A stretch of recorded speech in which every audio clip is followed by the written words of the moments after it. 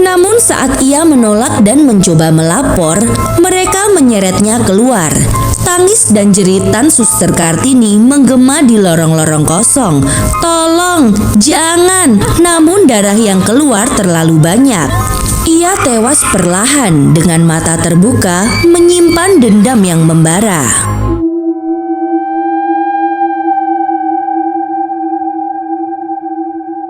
Dunia maya tengah ramai dengan tren baru, urban horror hunt. Sekelompok pemuda melakukan siaran langsung di tempat-tempat angker demi sensasi dan views. Salah satu lokasi yang paling ditunggu adalah Rumah Sakit Anggrek, sebuah bangunan tua yang telah ditinggalkan selama puluhan tahun. Konon karena dihuni oleh hantu suster ngesot. Tepat pukul 1 dini hari, 3 pemuda bernama Raka, Dimas, dan Yoga memasuki lorong gelap rumah sakit itu. Kamera menyala. Kamera dari senter ponsel menari di dinding-dinding yang berjamur. Mereka tak tahu bahwa malam itu akan menjadi siaran langsung terakhir dalam hidup mereka. "Bro, lihat itu, kayaknya ada bekas darah kering," gumam Dimas sambil menyorot lampu ke kamera dinding yang penuh goresan. Raka tertawa kecil dan mencoba menutupi rasa takutnya. Yoga yang biasanya paling berani, kali ini terlihat pucat. "Gue denger cerita suster ngesot itu korban pemerkosaan. Katanya rohnya gentayangan karena belum tenang," ucap Yoga sambil menelan ludah. Raka mencibir, "Itu cuma buat nakut-nakutin. Yuk lanjut ke ruangan IGD." Langkah kaki mereka menggema. Setiap derit lantai kayu seperti bisikan dari masa lalu. Mereka tiba di ruangan UGD, tempat yang kabarnya jadi pusat gangguan mistis. Dan disitulah terdengar gesekan logam perlahan, teratur, seperti sesuatu yang diseret. "Shh, denger itu," bisik Dimas dengan panik. Kamera Yoga bergetar, fokusnya kabur. Di ujung lorong yang gelap, sesosok wanita berpakaian putih duduk membelakangi mereka. Rambutnya panjang menutupi wajah, darah tampak membasahi seragam suster di tubuhnya. Dan kakinya hancur, terpelintir, terlihat mengerikan. Ia mulai menyusut ke tanah dan mulai menggeser tubuhnya, mendekat. "Itu suster ngesot!" teriak Raka. Mereka berlari, nafasnya terengah-engah, namun suara seretan itu terus mengikuti mereka, cepat dan tidak masuk akal lagi. Sampai akhirnya mereka masuk ke ruang perawatan tua, mengunci pintu dari dalam. Mereka panik, tak tahu harus bagaimana. Dimas mulai menangis, Yoga diam dan sangat diam, lalu tertawa kecil tiba-tiba. "Dia datang, aku lihat semuanya," ucap Yoga dengan nada yang sangat aneh. Mata Yoga terbelalak, pupilnya melebar, tubuhnya mulai kejang dan ia kesurupan. Tiba-tiba ia menatap ke arah kamera, wajahnya berubah menjadi datar, dingin, lalu di mulutnya keluar suara perempuan. 40 tahun aku menunggu, kalian sama seperti mereka."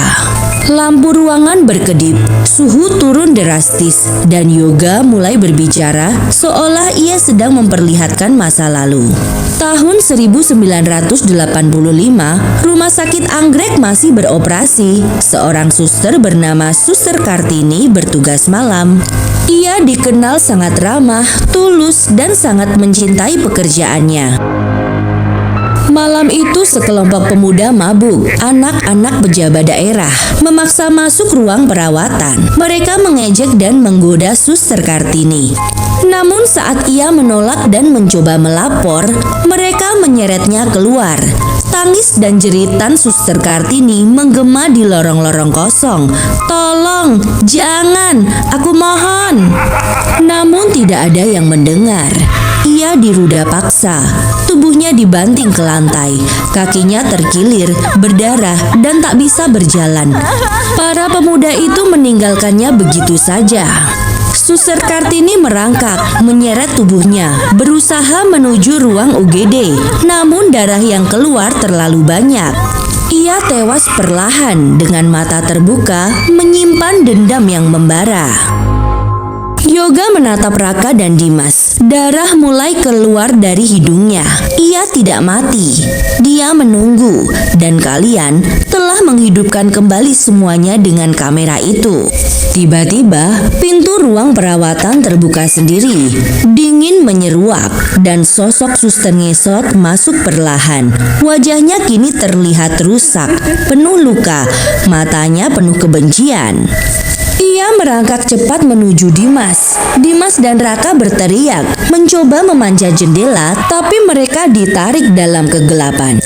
Kamera terlepas, layar menjadi gelap, tapi suara tetap terdengar. Teriakan, isak tangis, lalu suara seretan itu kembali lagi. Keesokan paginya, polisi datang setelah laporan netizen yang menonton live streaming itu.